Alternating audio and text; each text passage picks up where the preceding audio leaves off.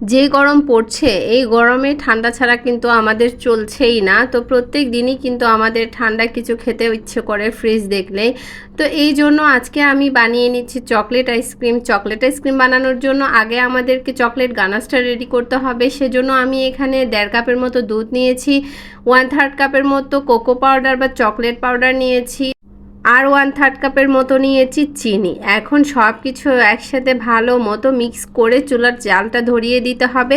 এখন অনবরত এইভাবে নেড়ে চেড়ে এই মিশ্রণটাকে একটু ঘন করে নিতে হবে, তাহলেই কিন্তু আমাদের চকলেট গানাশটা রেডি হয়ে যাবে। তো আমি এখন অনবরত নাড়তে নাড়তে একটা সময় দেখা যাবে এই মিশ্রণটা কিন্তু অনেকটাই ঘন হয়ে গিয়েছে। এই যে দেখেই বুঝতে পারছেন।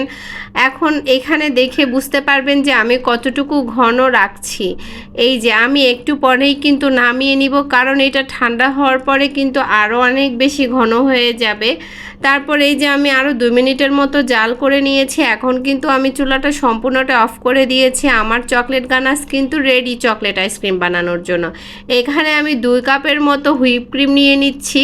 আমি ট্রপিক্যাল হুইপ ক্রিমটা ইউজ করেছি। আপনাদের বাসায় যেই ক্রিমটাই থাকে আপনারা সেটা দিয়েই কিন্তু আইসক্রিম বানাতে পারবেন। এই ক্রিমটা এখন আমি 5 থেকে 6 মিনিটের মতো বিট করলেই কিন্তু হয়ে যাবে। এর চেয়ে বেশি বিট করার কোনো প্রয়োজন নেই, কারণ এটা আমি কেকের ক্রিম বানাচ্ছি না, এটা কিন্তু আমি আইসক্রিমের জন্য ক্রিমটা রেডি করছি। সো 5 থেকে 6 মিনিট হলেই কিন্তু এনাফ।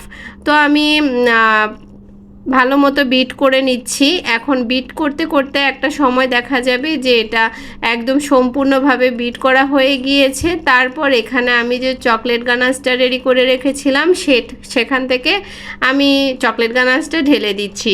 এই টপিক্যাল হুইপ ক্রিমে যেহেতু চিনি অলমোস্ট দেওয়াই থাকে, তো আর গানাশের মধ্যেও যেহেতু আমি মিষ্টি ইউজ করেছি, তাহলে এখানে এক্সট্রা কোনো চিনি বা কোনো কিছু অ্যাড করার দরকার নেই।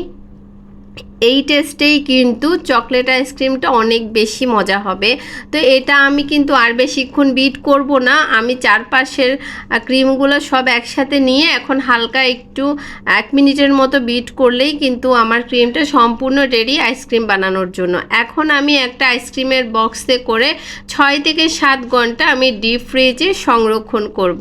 6-7 ঘন্টার মধ্যেই কিন্তু এই আইসক্রিমটা জমে যাবে সুন্দর মতো। তো আমি এখন সম্পূর্ণ মিশ্রণটাই একটা বক্সে নিয়ে রেখে দিয়েছি। তো আমি 7 ঘন্টা পরে আমি এই আইসক্রিমটা খুলে দেখছি। আইসক্রিম অলরেডি খেয়ে নিয়েছে আমার বাচ্চারা, কারণ ওরা অতক্ষণ পর্যন্ত ধৈর্য ধরতে পারছিল না। ওরা আইসক্রিম অনেক বেশি পছন্দ করে। তার উপর হচ্ছে ওদের মা বানিয়েছে বলে কথা। আমার হাতের আইসক্রিম আলহামদুলিল্লাহ সবসময় অনেক মজা হয়। তারপর এখানে আমি একটা সার্ভিং বাটিতে আমি একটু আপনাদেরকে সার্ভ করে দেখাচ্ছি।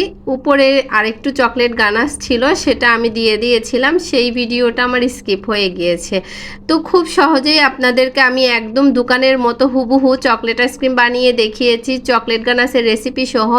যদি ভালো লাগে অবশ্যই আমার চ্যানেলটা সাবস্ক্রাইব করবেন, আমার পেজটা ফলো করবেন, আর আমার ভিডিওগুলো আপনাদের ফ্রেন্ডস অ্যান্ড ফ্যামিলির সাথে শেয়ার করবেন। আল্লাহ হাফেজ।